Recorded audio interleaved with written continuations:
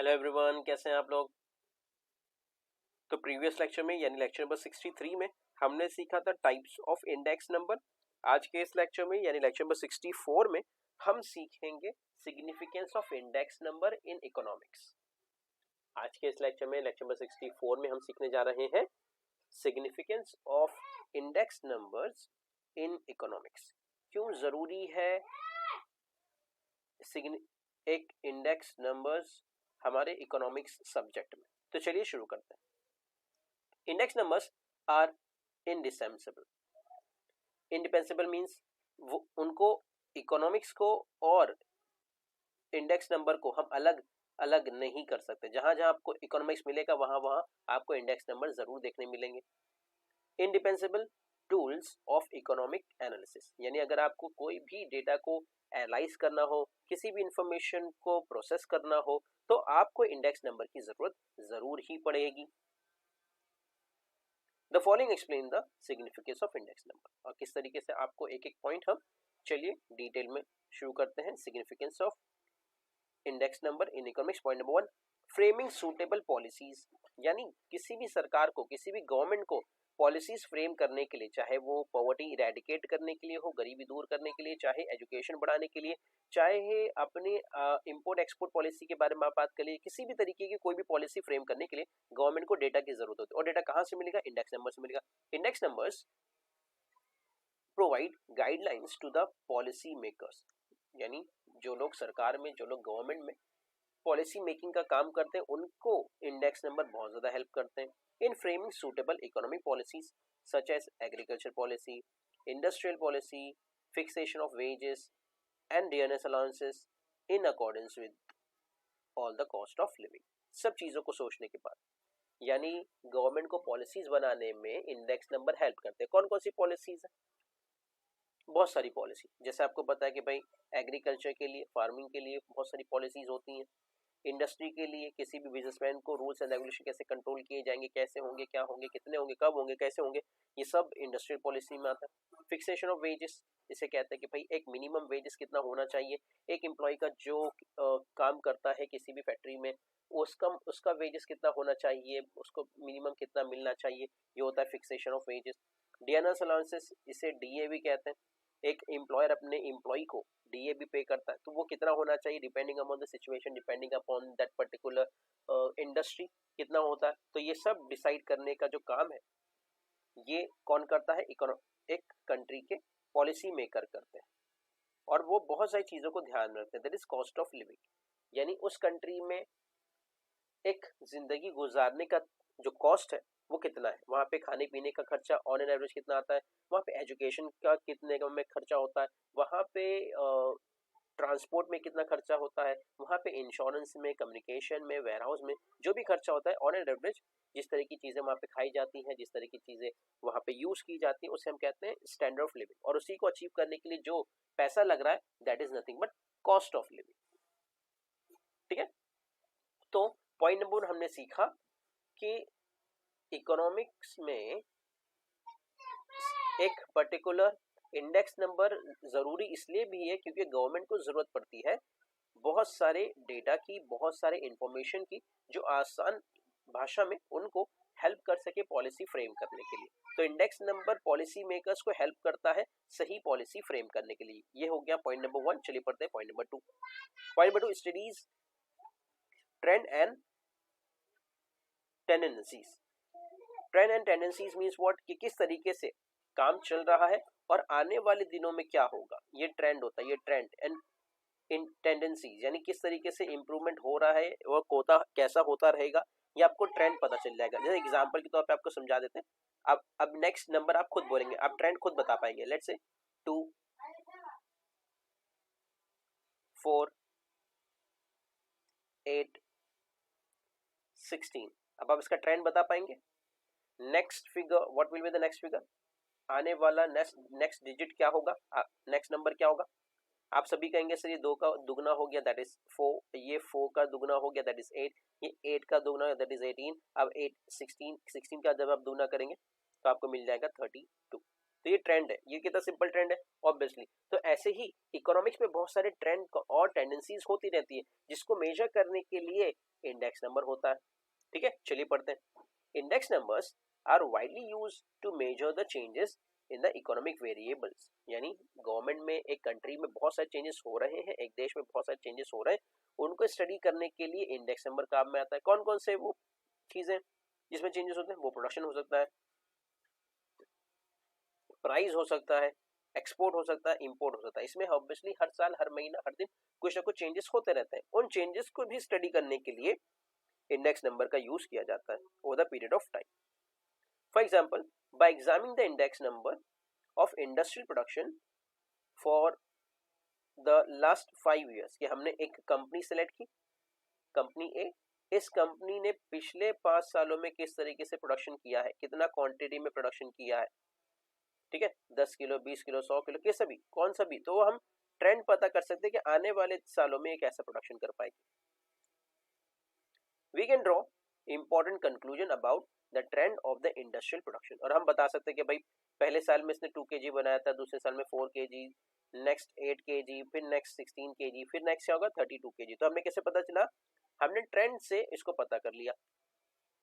Production whether it shows an upward tendency or the downward tendency, ऐसा भी हो सकता है कि भाई ये बढ़ी है, तो मैंने आपको अपवर्ड टेंडेंसी दिखाया कि हमारे फिगर्स जो है वो बढ़ रहे हैं, इंक्रीज हो रहे हैं। ये डाउनवर्ड भी हो सकता है ऑब्वियसली। अगर हम यहाँ से शुरू करते हैं 32 का आधा कर दिया हमने, तो हमको मिला 16 का आधा कर दिया हमको मिला 8 का आधा, हमको मिला 4 का आधा कर दिया हमने 10। तो ये डाउनवर्ड टेंडेंसी भी हो सकती है। बस हमें ये फाइंड करने में हेल्प करता है इंडेक्स नंबर कि हम किसी भी इंडस्ट्री के ट्रेंड के आने वाले समय में क्या हो सकता है और क्या होने की पॉसिबिलिटीज है, ये फाइंड करने में हमें हेल्प करता है index number. Clear everyone? Point number 2, studies trend and tendencies. चलिए आगे बढ़ते हैं, next point please. Point number 3, forecasting about the future economic activity. Forecasting का मतलब अंदाजा लगाना। फोरकास्टिंग इज नथिंग बट अंदाजा लगाना, प्रेडिक्शन करना, अपनी तरफ से अनुमान लगाना। Index numbers are useful for the making prediction for the future based on the analysis of the past and present trends in the economic activities। आपको इंडेक्स नंबर क्या करते हैं? फ्यूचर को प्रेडिक्ट करने में हेल्प करता है। प्रेजेंट में जो डेटा चल रहा है, प्रेजेंट में जो सिनेरियो चल रहा है, उसको स्टडी करके इंडेक्स नंबर आपकी हेल्प करते हैं कि आप फ्यूचर को प्रेडिक्ट कर सके कि आने वाले दिनों में क्या हो सकता है। किसी भी प्रोडक्ट का प्राइस बढ़ सकता है, घट सकता है, किसी भी कंपनी का शेयर का प्राइस बढ़ सकता है, घट सकता है। ये आपको ट्रेंड, आपको जो इंडेक्स नंबर है वो आपको हेल्प करते हैं स्टडी करने के लिए, प्रेडिक्शन करने के लिए। For example, based on the available data pertaining to the import and the export, future prediction can be made. कि भाई हमने अमेरिका से कोई चीज इंपोर्ट की है, अपनी कंट्री में लेके आए, तो आने वाले समय में हम उसको इंक्रीज करेंगे या डिक्रीज करेंगे, हम अपनी तरफ से फोरकास्टिंग लगा सकते हैं। ऑब्वियसली हमारा पॉपुलेशन बढ़ रहा है, एक्सपेंडिचर बढ़ रहा है, तो ऑब्वियसली हमें ये प्रोडक्शन जो है, जो इंपोर्ट हम कर रहे हैं वो बढ़ाना ही पड़ेगा। तो हमने प्रेडिक्शन लगा दिया, हमने फोरकास्टिंग कर ली कि भाई फ्यूचर में हम वहां से दाल चावल गेहूं जो भी हो सके हम वहां पे इंपोर्ट जरूर करेंगे। क्यों? क्योंकि हमें हमारा कंट्री का पॉपुलेशन बढ़ रहा है और जिसकी वजह से पॉपुलेशन को ज्यादा खिलाना। तो हमने प्रेडिक्शन किया, एक अंदाजा लगाया, एक अनुमान लगाया। कैसे लगाया? आपने इंडेक्स नंबर के बेसिस पे अनुमान लगाया।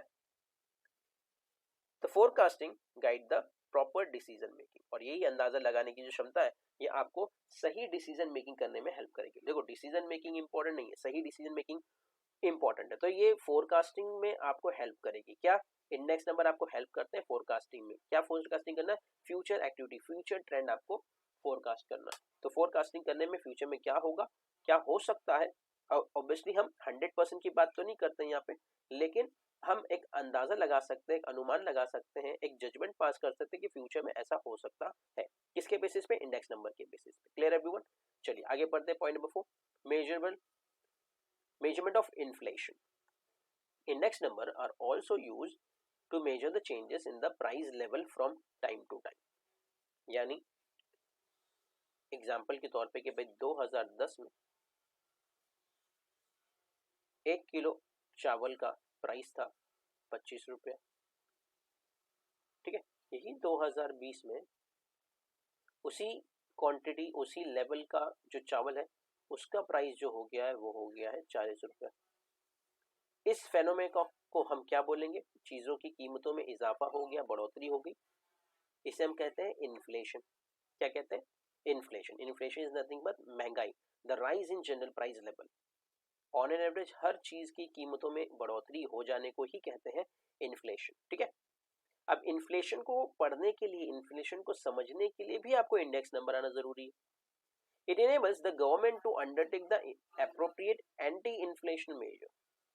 ऑब्वियसली गवर्नमेंट को क्या सोचना है, कैसे कदम उठाने हैं ताकि इससे महंगाई खत्म हो जाए, that is anti inflationary. Anti inflation, inflation मत महंगाई, अभी बताया महंगाई को खत्म करना है, महंगाई को हमें रिड्यूस करना है, तो इसे हम कहते हैं एंटी इन्फ्लेशनरी मेजर। ठीक है, there is a legal provision to pay the DA, that is dearness allowances. अभी हमने इसके बारे में पढ़ा था। एक एम्प्लॉयर अपने एम्प्लॉय को पे करता है to the employ in organize sector on the basis of changes in the DNS index. यानी गवर्नमेंट ने बताया कि भाई इस लेवल पे काम करता है तो इतना पैसा मिलना चाहिए, इस लेवल पे काम करता है तो इतना पैसा मिलना चाहिए, इस लेवल पे काम करता है तो इतना पैसा मिलना चाहिए, डे में काम करता है तो इतना मिलना चाहिए। ठीक है, ज्यादा रिस्की काम में तो डी इतना मिलना चाहिए। ये अलग अलग डिपार्टमेंट है। ठीक है, और ये कौन सी बात कर रहे हैं, हम ये बात कर रहे हैं ऑर्गेनाइज सेक्टर के बारे में, क्योंकि यहीं पे सब फिक्स होता है इन टर्म्स, यानी हम कह लीजिए ऑफिस के बारे में बात कर रहे हैं, एक ऐसे सेक्टर के बारे में बात कर रहे हैं जहां पे डेटा अवेलेबल होता है। हम ऐसी डेटा की, इस डिपार्टमेंट के बारे में बात नहीं कर रहे जो अनऑर्गेनाइज होता है, जिसमें डेटा अवेलेबल नहीं होता, जहाँ पे कंट्रोल नहीं होता है गवर्नमेंट का, जहाँ पे रूल्स एंड रेगुलेशन नहीं होते। जो हमारे फेरी वाले हैं, जो हॉकर्स हैं, जो पैडलर्स हैं, ये ज्यादातर अनऑर्गेनाइज सेक्टर्स में आते हैं, जिनके लिए कोई प्रॉपर रूल नहीं है, कोई लॉ नहीं है, कोई एक्ट नहीं है, उनके लिए बात करते हैं। ठीक है, तो हम यहाँ पे बात कर रहे हैं ऑर्गेनाइज सेक्टर के बारे में। तो अगर और अब आप कहेंगे इससे ऑर्गेनाइज सेक्टर से डीए देने का क्या क्या रिलेशनशिप है। ऑब्वियसली आप समझिए, एक एम्प्लॉय को सैलरी भी मिल रही है और उसके साथ साथ उसको कुछ डीए भी मिल रहा है। तो अगर डीए ज्यादा मिलने लगेगा, सैलरी एग्जांपल 10,000 और डीए 1,000, तो इससे क्या हो रहा है, इससे उसका परचेसिंग पावर हाई हो रहा है। जब इससे इसका परचेसिंग पावर हाई होगा तो क्या होगा, इससे सिर्फ और सिर्फ एक एम्प्लॉय का नहीं, ये इससे सबका सैलरी हाई होगा। तो ये अच्छी बात है क्या बुरी बात है? देखिए, नॉर्मली जनरली आपको ये अच्छी बात लगे, लेकिन इसका इंपैक्ट इकोनॉमी में क्या होगा, इससे चीजों की कीमतों में इजाफा हो जाएगा। कैसे?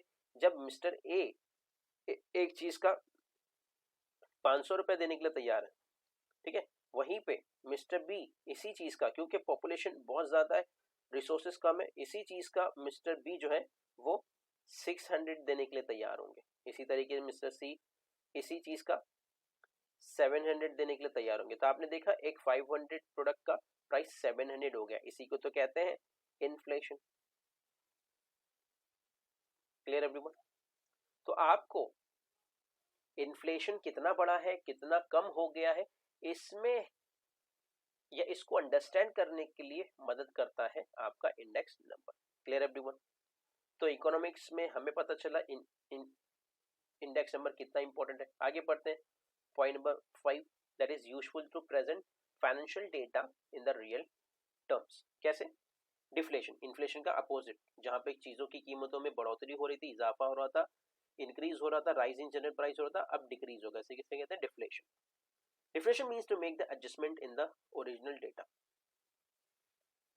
Index numbers are used to adjust price changes, wages, wage changes, etc. यानी हम कमी कर रहे हैं, चाहे वो सैलरी में हो या डीए अनाउंसेस में हो, या ऑन एन एवरेज चीजों की कीमतों में हम रिडक्शन कर रहे हैं, कटौती कर रहे हैं। Thus, the deflation helps to present the financial data in the real term at the constant price. ऐसा नहीं कि भाई हमने किसी भी प्रोडक्ट का प्राइस 100 रुपीज से डायरेक्ट 10 रुपीज कर दिया, ऐसा नहीं। ऑब्वियसली उसके प्रोडक्शन कॉस्ट देख के, उसमें अवेलेबिलिटी देख के, उस प्रोडक्ट में क्या रॉ मटेरियल लग रहा है, वो सब देख के इस चीज की कीमतों में डिफ्लेशन हो सकता है, कमी हो सकती है। तो इसको भी स्टडी करने के लिए, इस कॉन्सेप्ट को भी स्टडी करने के लिए हमें यूज में लगेगा इंडेक्स नंबर। Clear everyone? यहां तक सबको समझा? तो आज हमने इंपॉर्टेंस ऑफ इन्फ्लेशन पढ़ा इन इकोनॉमिक्स, कि इकोनॉमिक्स में इंडेक्स नंबर क्यों ज्यादा जरूरी है। ठीक है, सबसे पहले हमने पढ़ा कि भाई पॉलिसी फ्रेम करने के लिए इंडेक्स नंबर लगता है। फिर हमने सीखा कि भाई ट्रेंड एंड टेंडेंसीज को अंडरस्टैंड करने के लिए भी इंडेक्स नंबर लगता है। फिर हमने सीखा फोरकास्टिंग करने के लिए, फ्यूचर को प्रिडिक्ट करने के लिए भी इंडेक्स नंबर लगता है। फिर हमने सीखा इन्फ्लेशन को मेजर करने के लिए भी इंडेक्स नंबर लगता है। और फिर लास्ट में पॉइंट नंबर फिफ्थ हमने सीखा कि डिफ्लेशन को स्टडी करने के लिए भी इंडेक्स नंबर का यूज होता है। तो ये था significance of index number in economics. So I hope मैंने सभी आपके डाउट्स क्लियर कर दिए होंगे। नेक्स्ट लेक्चर में मिलते हैं, जहां पे लेक्चर नंबर 65 में हम सीखेंगे कंस्ट्रक्शन ऑफ इंडेक्स नंबर। एक इंडेक्स नंबर किस तरीके से बनाया जाता है, क्यों बनाया जाता है, कैसे बनाया जाता है, ये सब सीखेंगे नेक्स्ट लेक्चर में।